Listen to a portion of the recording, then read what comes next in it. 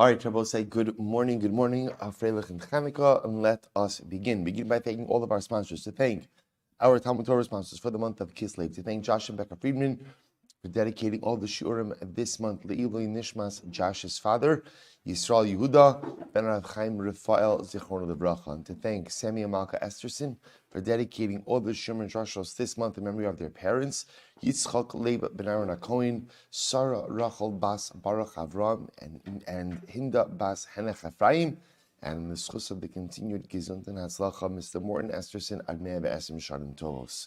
To thank the Pepper family for dedicating the Shurim this month in commemoration of the yard site of Yosef Pepper, Yosef David Zichron Levracha Ben Yaakov. And our Daf Yomi sponsors today, the Friends of Menachem Schoenfeld, in honor of his birthday. Mazel Tov, Mazel Tov. That is the gift that keeps on giving. Baruch Hashem, Admei Be'esim Sharim Tovos. All right, Rabbi, with that, let us begin. So we are continuing. Rabbi, today's daf is Nun Zayin 57, and we are picking up in Meretz Hashem at the Mishnah on Nun Vav Amud Beis 56b, the last Mishnah on the daf. Hanodar min ha'ir. Person makes a neder not to enter into the city. What does that neder mean? So mutar likanis letchuma shel ir. So we'll say very interesting halacha. So they are permitted. They are permitted to enter in to the tchum. Now, remember again, in halacha, every single city has a 2,000 amma boundary around it. So therefore, halacha l'maaseh, even if you took a neder not to enter into the city, you have the ability to enter into the tchum of the city. But you are not permitted to enter into what we call the ibura. Now, I'll say this is actually very interesting. What's the ibura? If you look at the rush, bottom left-hand corner. So the rush in the white lines, 3 lines up from the end of the rush.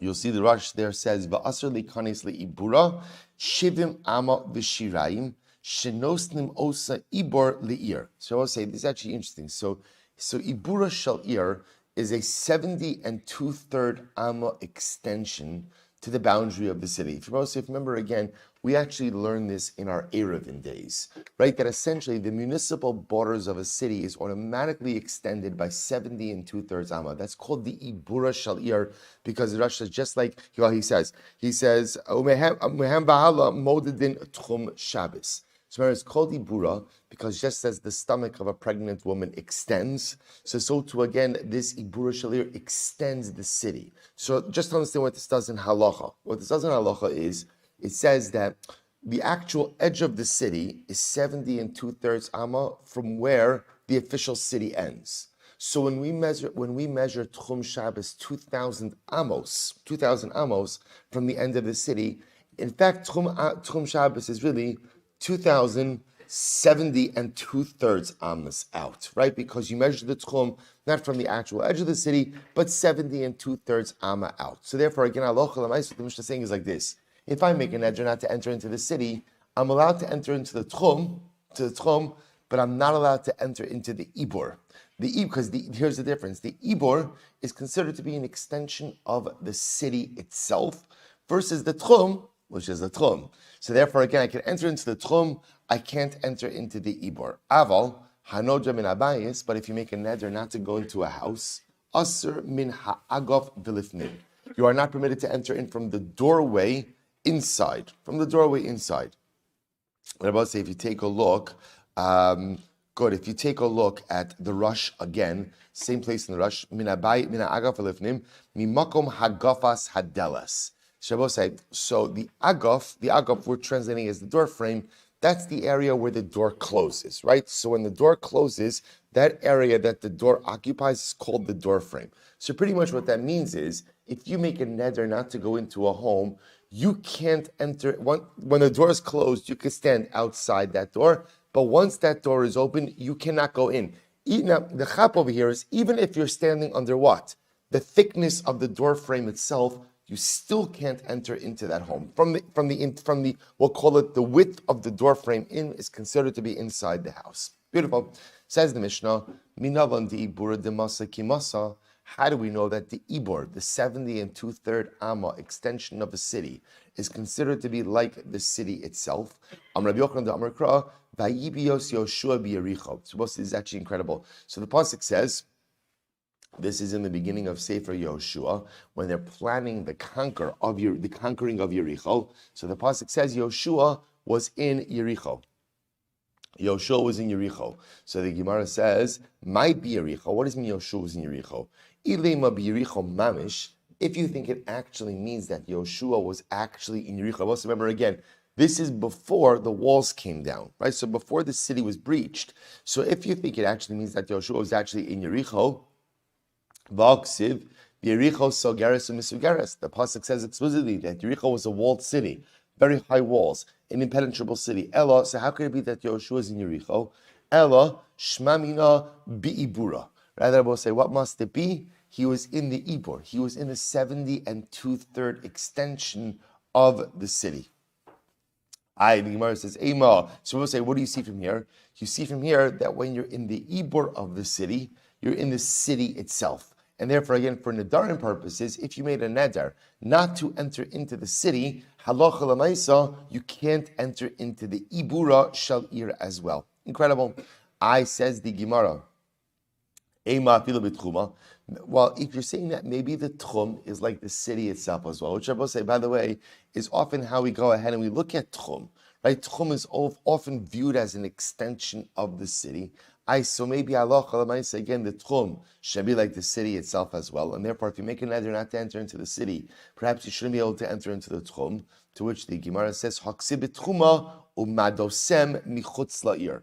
When the pasuk speaks about the Tchum, what does it say? It says you should measure from outside the city. So what do you see from here? The Tchum itself is considered to be outside of the city. Good. Number one, person makes a neder not to enter into the city. You obviously can't enter into the city itself. You can't even enter into Ibura, the 70 and 2/3 extension, but you are permitted to enter into the Tchum. Beautiful. Next. So what's the next halacha was, I make a neder not to enter into a home. So what's the halacha? I can't go ahead and enter from the door frame and in. Right? So that's the halacha. You can stand outside the door frame, but you cannot enter into the door frame itself. So or I should say, from the width of the door frame inward, you cannot enter. Says the Gemara, Aval mina agav v'lachutz. Lo. I will say, but from the doorway outside, it's okay. Now I will say, so just to understand something interesting. So just in the structure, in the way the Gemara is understanding or imagining over here the structure of a home. So I will say, you could have something called a mashkof. So and we're going to see this in just a moment. Just say this outside. What's a mashkof? How do we translate a mashkof? A mashkof is often translated as a lintel, right? The top part of the doorway. Agaf is the door frame itself.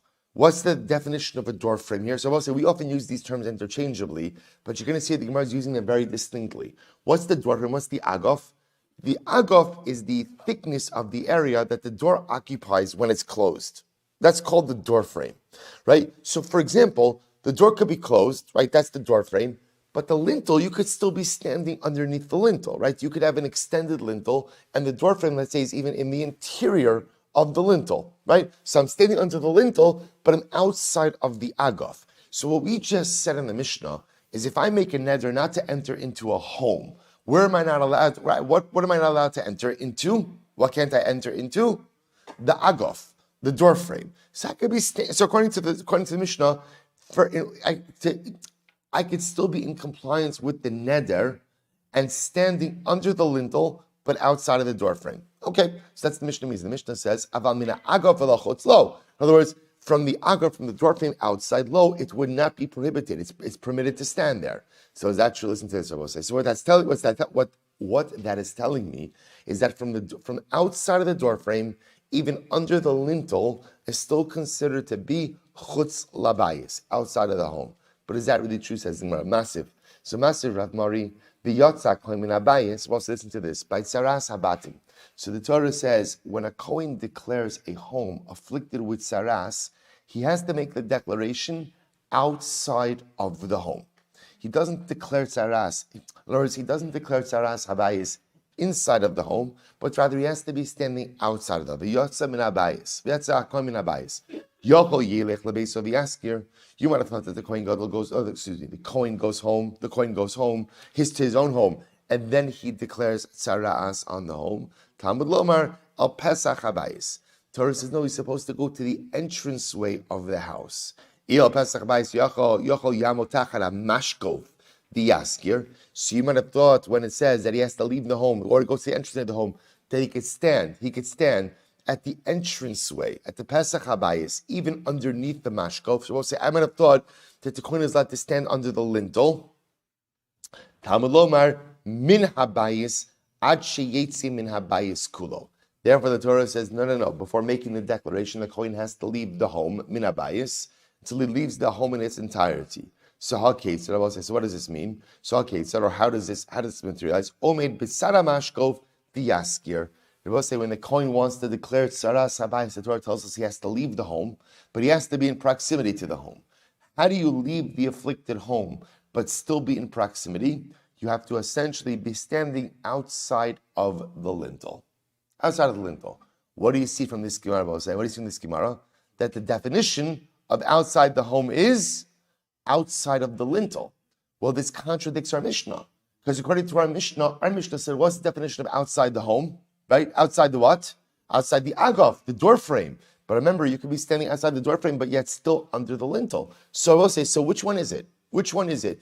When am I considered to be out of the home? Is it when I'm outside of the door frame, like the Mishnah? Or is it when I'm outside of the lintel, like the discussion by Tzaras? To which the Gemara says, Minayim. I'm sorry, I didn't finish up. By Tzaras. How do you know about say? So ideally, the Kohen has to be outside of the home. What's the definition of out, but yet it's still in proximity? What's the definition of outside but still in proximity? Outside of the lintel. But how do I know that if at the end of the day, he made the Tzaras declaration while standing inside the afflicted home, or for that matter, after having gone back home to his own home, that such a declaration is valid? Tamalomar, v'hiskir sabayis mikol makom. So we'll say the Torah says he has to go ahead, has to seal off the home. However, he sealed it off. Fine. So we'll say, so again, back to our problem. But now we have a problem. What's the problem? What is the definition of outside the home? According to the Sugya and Saras, the definition of outside the home is outside of the lintel. You can't be sitting on the lintel. According to our Mishnah, the definition of outside of the home is outside of the door frame, the agaf, which could still be under the lintel. So which one is it? To which the Gemara says, no. Shiny gabe bayis tichsev min habayis ad sheyatza min habayis kulo. Shabbos say, to which the Gemara says, it's not a contradiction. It's two different criteria. Ultimately, again, it will say, in this case over here, the Torah says, v'yatza kohen min habayis. That lashon of min habayis essentially tells us that the Kohen really has to be fully, holy, and totally removed from the home. The definition of being totally, holy, and fully removed from the home is outside, ultimately, of the mashkov. But for Nedarim purposes, what the Gemara wants to suggest is that halacha l'maisa, being out of the home means what? In other words, I will say, remember again, what's a neder? What's the neder over here? The neder is that I'm not going to get benefit from the home. At which point in time are you no longer deriving benefit from the home? Once you're outside of the door frame, right? Once the interior of the home is no longer accessible to you, then by definition, the normative, what we call hanav home. Now, you could say, but 1 second, standing on the lintel gives me hanav from rain. So remember, by Nedarim, the overwhelming operative phrase that we always go with is, Nedarim halchu achar lashon b'nei adam. We always go with the way colloquially people speak. So remember again, when a person speaks of benefit from their home, what type of benefit are they referring to? Interior benefit. So therefore, when I make a neder not to get benefit from my home, the understanding of that ultimately is interior benefit. So therefore, if I'm not allowed to derive interior benefit, up until what point in the home am I able to access? The door frame. You can't go past the door frame because once you go past the door frame, I will say, where are you? Once you go past the door frame, you're inside. As opposed to by Mitzorah, there's just a different set of criteria. The Torah says, min habayis, the declaration of Tzaras HaNoam has to be taken when you are totally outside of the home. So we'll say, see here, it's just two different sets of criteria. By Nedarim, when people talk about Hana from a home, it's interior benefit. Therefore, you can't access the interior. At what point in time have you accessed the interior of the home? When you're inside of the door frame. Inside the door frame.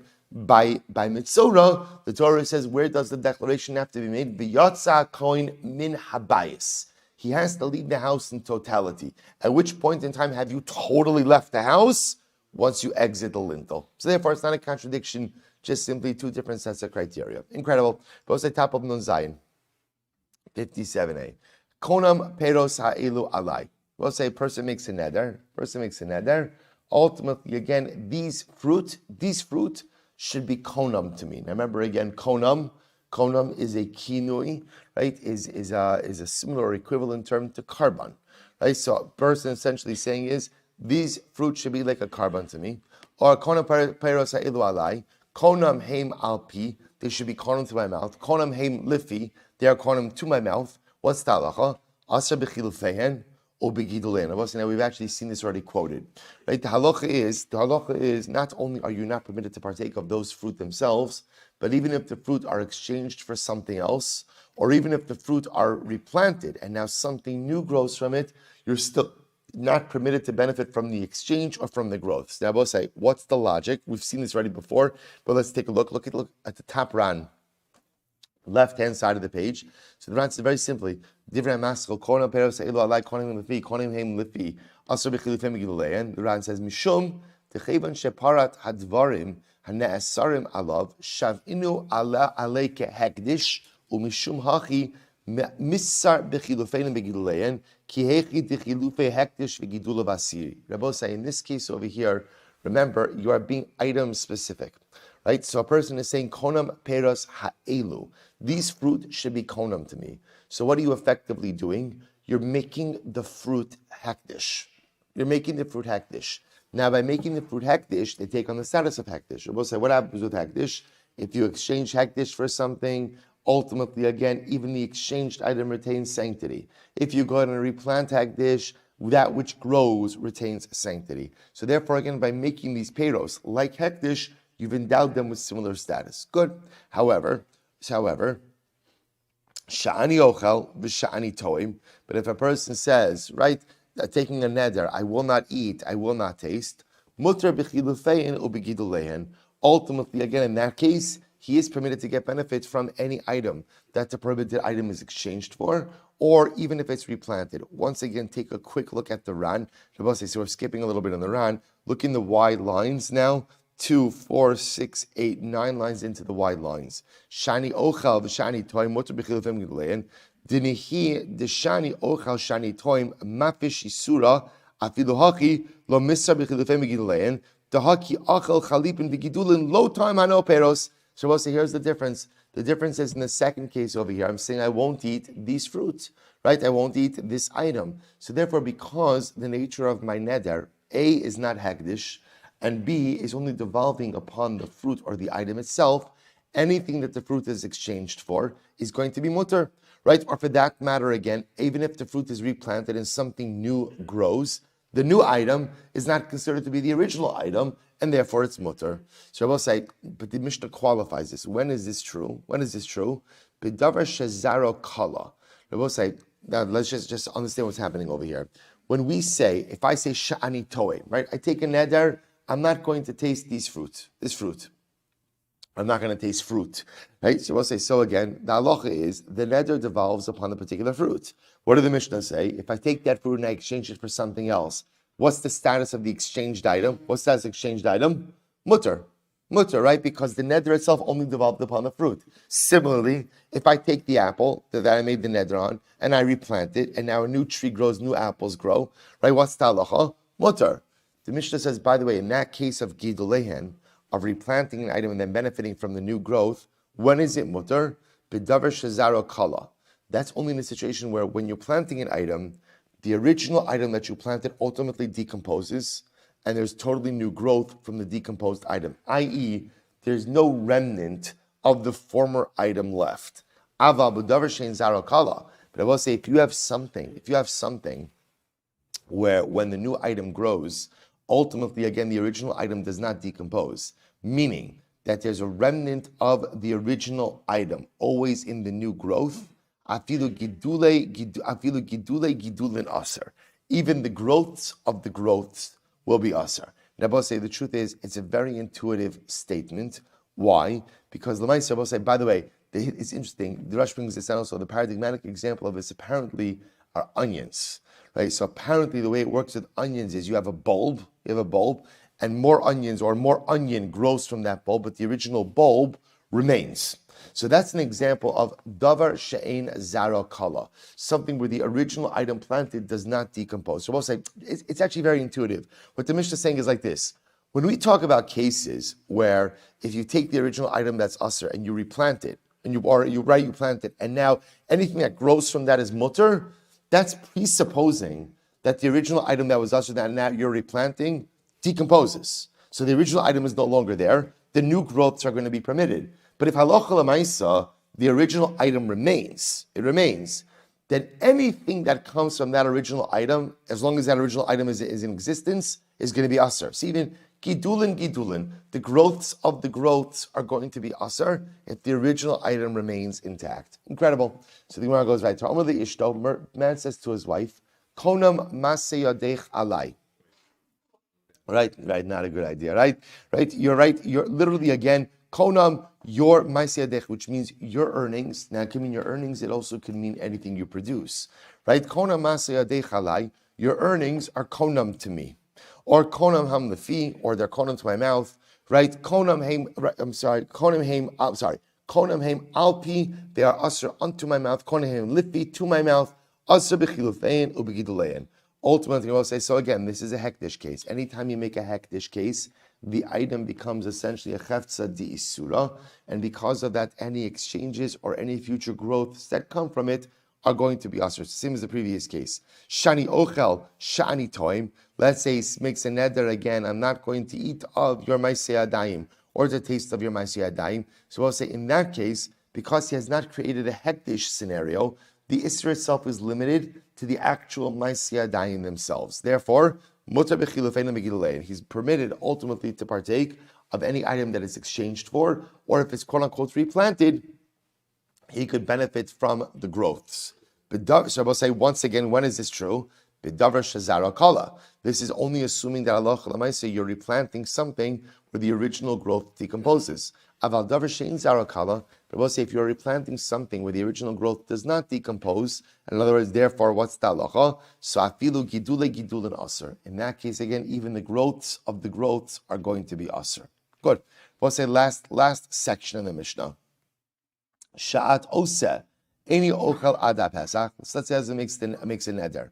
Anything you create or anything you earn, anything you make, right? I will not partake of up until Pesach. Okay? Sha'at oseh. Anything you go ahead and you make, right? You fashion. I'm not going to partake. I'm not going to benefit from until Pesach. I'll say this is the neder. So this is a timed neder. He's saying I'm not going to partake. I'm not going to benefit from anything you make, anything you earn. Right? I'm not going to utilize up until Pesach. Good. So what's the halacha? Asta lifnei Pesach. Anything she made before Pesach, mutar le'achol is kasus achar Pesach. He's permitted to use it after Pesach. Because remember again, what was the nature of the neder? Anything you make, anything you create, anything you earn, I'm not going to benefit from or wear up until Pesach. That's fine. So he can't wear it or consume it or use it up until Pesach. But after Pesach, he's permitted to go and use it. What's the chiddush over here? Or what's the perceived chiddush? Even though she made it before Pesach, right, and he couldn't benefit from anything before Pesach, so even though it was made before Pesach, he can't benefit from it before Pesach, but he is permitted to utilize it after Pesach. Okay. Sha'at osa ada Pesach eini ochel. So we'll say, now here there's a change in verbiage. Watch this. If he says, however, I make a neder that anything you make up until Pesach, I will not eat. Or anything, right, that you create, sha'at osa ada Pesach eini miskas, anything you make, I'm not going to wear. Anything you make up until Pesach, I will never wear. So we'll say, notice the difference over here. See, in the first case, he was saying anything anything you create, I won't eat up until Pesach. So the inference from that is after Pesach, everything is mutter, even though it was made before Pesach. In this case, what he's saying over here is anything made until Pesach, any ochel, I will not eat. Right? So we'll say in this case, therefore, us to lifnei Pesach, asr lechol is kasos, achra Pesach. So we'll say in this case, anything made before Pesach ultimately again becomes prohibited. So we'll say the distinction between cases 1 and cases 2, or says first section and second section, and in this last section over here, is in the first section what he's saying, he's prohibiting himself from partaking of anything she makes up until Pesach. But it's on the certain lashon of the neder that after Pesach, everything is going to be mutter, even though what? It was made or created before Pesach. In the second set of cases, what he's saying over here is anything made up until Pesach is usher to me. Right? Anything created up until Pesach is usher to me, which means what? Even after Pesach, any item created in that window retains a level of Isser. Again, we'll further discuss this in the Gemara. Next, last two lines of the Mishnah Bosai, last two lines, Nun Zayin Amud Aleph. Sha'at nenis li'ad Pesach, im holeches at la beis avich ad achag. So this is an interesting case. So what's the halacha? The halacha is a husband says to his wife like this: I prohibit you from getting any benefit from me up until Pesach, if you go ahead and you go to your father's home up until Sukkot. Okay? So we'll say, so an interesting lashon over here. You're not permitted to get any benefit from me up until Pesach if you go to your father's house until Sukkot. Now just to understand, so this is an interesting kind of neder, because what is he doing? He's prohibiting hana upon her for a defined amount of time, up until Pesach, but yet again, the neder is triggered by behavior that extends all the way up until Sukkot, right? So remember again, if you could imagine, he's standing over here, maybe even in like the 27th of Kislev, for example, right? And he says to her, here's the deal. You cannot get any benefit from me up until Pesach if you go to your father's home anytime between now and Sukkot, right? So this is one of these interesting Nedarim where even after the term of the hana is over, the neder is still in effect. So therefore, what's the halacha? Halcha. So I'm sorry. Good. Halcha lifnei Pesach. Asur banaso ad Pesach. So ultimately, again, if she ended up going to her father's home before Pesach, okay, she triggered the neder, and therefore is not permitted to get benefit up until Pesach. However, la'achar ha-Pesach, they will say, what happens if she goes to her father's home after Pesach? In that case, Bal Yochel. Sorry, Lachar Pesach, Bal Yochel. They will say, it should say, after Pesach is over. So here's what's interesting about this neder. After Pesach is over, we'll say, so what's her status? Remember, the window of the Isra Hana has already passed. Now, here's what's interesting. But between Pesach and Shavuos, between Pesach and Sukkot, she has to be careful. What does she have to be careful about? So if she didn't get any Hana from her husband prior to Pesach, so then she's fine.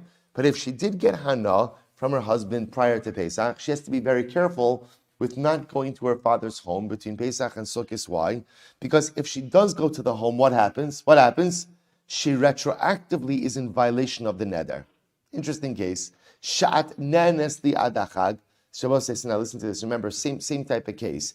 He's telling this to her before Pesach. So this is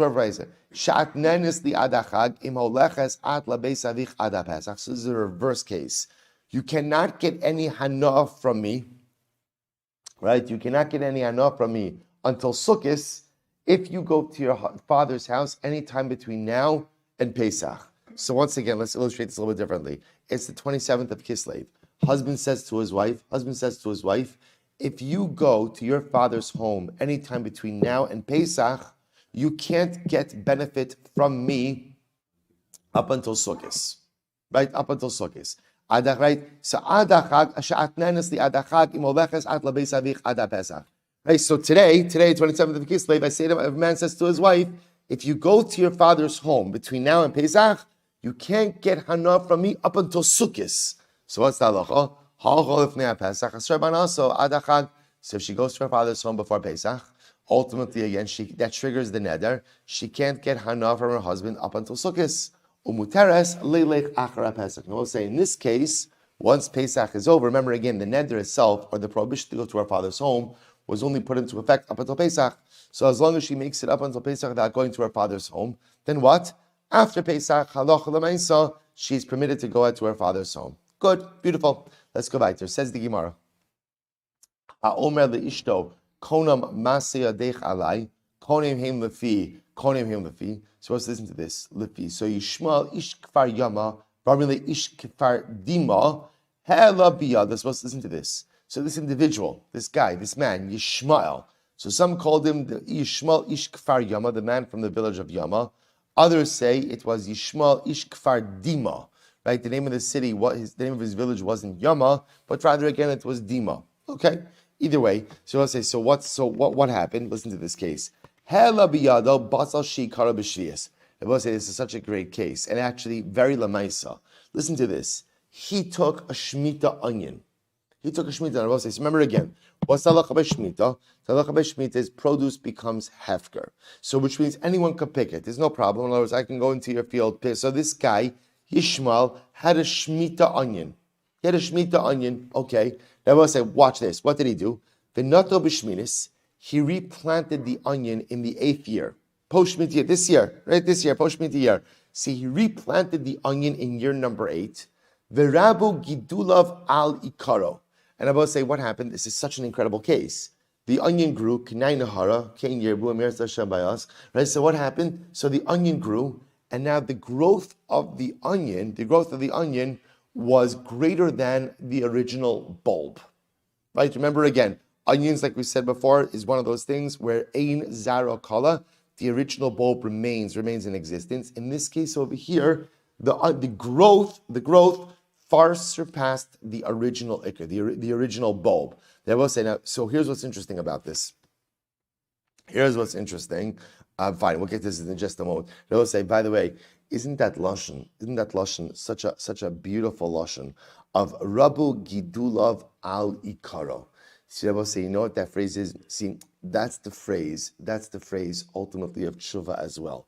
Sometimes what ends up happening is I feel my essence, my bulb, so to speak, my ruchnius, right? My core is not good, which is not true, right? The whole message of Chanukah is that your core is good, right? That's the whole message. But again, sometimes in life I feel ikaro. I feel that my core just is not as it should be. So what's the secret to life? If you feel that your ikar is not as it should be, Rabu Gidulav al Ikara. So grow. Gidul is growth. Grow. You're not happy with who you are. You're not happy with where you are. At the end of the day, move yourself forward. Gidulav, have growth. Become a gadol. Become great. I will say, this happens all the time. People lose themselves in the current dissatisfaction of self. Right? I'm not happy with who I am. Okay, a lot of us aren't happy with who I am. I mean, I don't mean it like that, right? Maybe many people are not happy with who I am. I'm saying many of us are not happy with who we are. So what are you doing? You're not happy with who you are. So we'll say there are 3 options, right? Option number 1 is just make things worse, right? Option number 2 is just complain about it and wallow in it. And option number 3 is Rabu Gidulav Ali Karo. Do something about it. Become greater. Grow more. Such an incredible yisod. So in any event, this guy Yishmael took his shemitah onion. He replanted it. And now Baruch Hashem, it grew. Rabu Gidulav Ali Karo. So here's what's his shayla. Gidulav heter v'ikaro iser. So we'll say, so now, here's this case. This is a case of where the bulb itself, right, what we call the ikar growth is aser. The growths are mutter. Kevan the Rabu Gidulav me'ikaro. Osen Gidule heter malines ha'isr olo. So we'll say, it's a very simple shayla. Do we say that if the original growth is aser, the additional growths are mutter? So can we say that now that maybe the original growth could be bottle in the new growth? That's the shayla. So in this case, we'll say the new growth, which is 8th year growth, could that be mevatel, ultimately again, the new growth? I'm sorry, could that be mevatel, the old growth? So it's we'll say, in case of bittel, I have a bulb, that's shmita. I have growth, that's non-shmita. There's much more 8th year growth than 7-year growth. Could the Shemitah growth become bottle in the new growth? That's the Shaila. So I was talking with Rabbi Ami. So they came before Rabbi Ami to ask the Shaila. And what happened? So the Hava Biyadeh. Rabbi Ami didn't have an answer. I was talking with Rabbi Yitzchak Nafcha. They came before Rabbi Yitzchak Nafcha and said as Pashat Leimin Hada. Rabbi said, this is incredible. So Rabbi Yitzchak Nafcha answered this question from the following teaching. The Am Rabbi Chanina, Trisa, Am Rabbi Yanai, Batzel Shal Truma. Wow, Rabbi said, so watch this. Similar case. You have a Truma onion. Shenatu, so Rabbi say, watch this case. You have a Truma onion, and what did you do? You replanted the Truma onion, the Rabbi Gidula Vali Karo, and once again, the growth far outpaced or far surpassed the original bulb. So now I have a bulb of Truma, new growths of non-Truma. So we'll say, what's the halacha? Mutter. Ultimately, again, the onion is now mutter. And I'll say, take a look at the Ran for just a moment. The Ran is actually kind of almost right across. Batzal shal Truma shenatov Rabbi Gidula v'alikaro mutter. Kilomar, delo havi Truma, da'asu gidulin umevatlin ikar. So we'll say, so again, the Gemara is saying, oh, it's pretty incredible. So now, when you have new growths in the onion, the new growths of the onion essentially allow you to go ahead and be mevatel the original Truma bulb. Now, by the way, the Ran just points out here something very interesting. He says, Miu teval havi tahabatlu gidula v'sa'ikar u'tekaminon mutar lomar depakashim truma minei v'shari b'achilas harai. So we'll say, so just to understand, just practically, in this onion case, what happens when the new growth of the onion far surpasses the original Truma bulb? What's the status of the onion? What's the status of the onion? Mutter. Bro, say, just the Ran says it's mutter, but by the way, it's tevel. Tevel means what?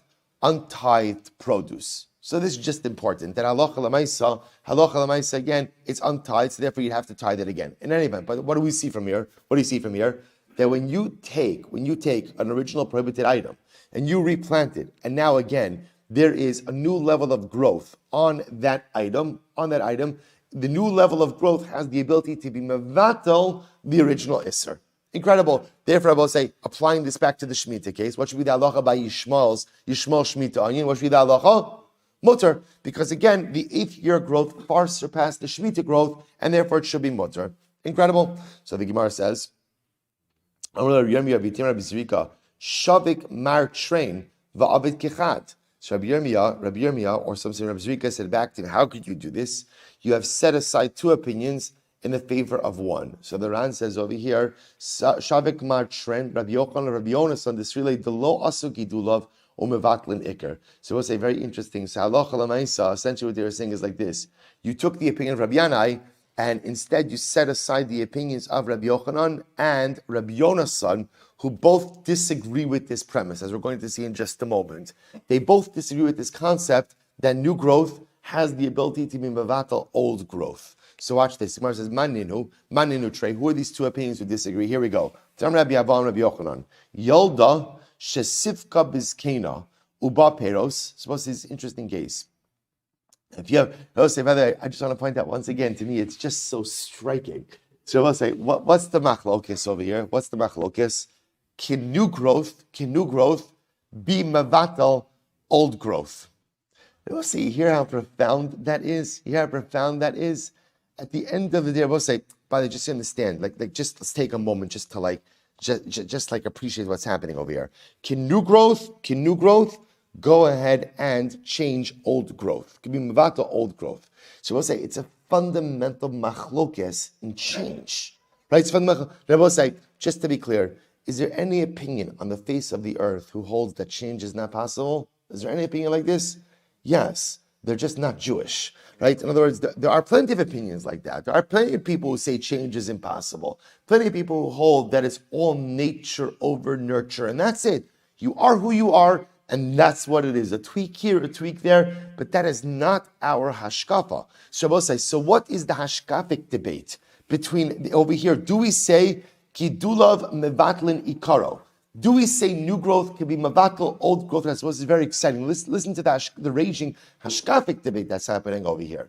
So I'll say the opinion that says that ultimately new growth can be mevatel old growth. What does that mean? If you're not happy with who you are, what should you do? Grow, right? Add on new layers. Add on new additional layers of growth. So we'll say that's the first opinion that we saw before. What does the second opinion say?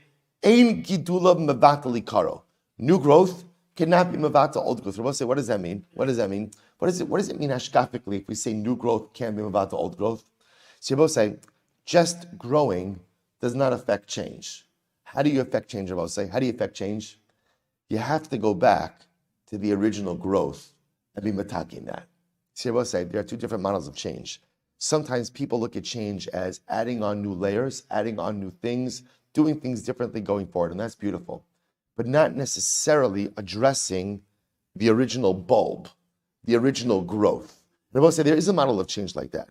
That sometimes addressing the original growth is just sometimes too difficult. The original bulb, too difficult. So instead, what I'm just going to grow is more layers, more layers, more layers, more beautiful. But the second opinion, hashkafically, is saying, no, adding on more layers is very nice. But true growth only comes from tackling your bulb. True growth only comes ultimately from looking at your core, figuring out ultimately what is wrong with it, what is flawed within it, what is broken within it, and finding the courage to truly address it. Two different models of change. In any event, okay, so that's the hashkafa. Back to the halacha. So I'll say, so now watch this. Interesting case, let's at least start this today. Yolda shesifka biskena. So we'll say over here, you have a brand new tree.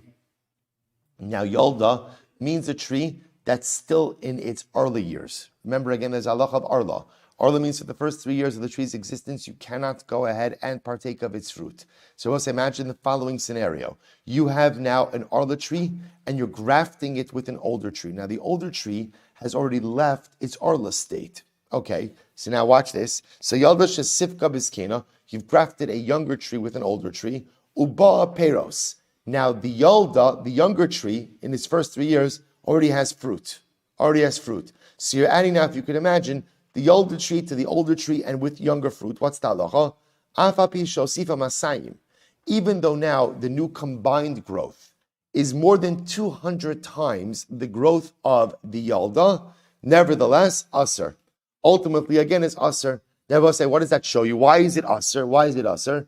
Because ultimately, again, new growth on top of old growth is not mavatal, the old growth. Right, so new growth on top of old growth, right? A gidulam is not mevatel ikaro. So since over here you have an ikar of arla, that ikar of arla is not batal with brand new growth, even if the brand new growth is 200 times more than the original growth. Another example of this, Rabbi Shmuel Silber, Batsal shenato bekerem. We'll say if you planted an onion in a vineyard, aser, that's called klaya kerem. So you planted an onion in a vineyard. You're not allowed to do that. No forbidden mixtures in the vineyard. And then I will say, what happened? You uprooted the vineyard, but still the onion grew. Aser. The onion ultimately again is going to be aser. So I will say, what do you see from here?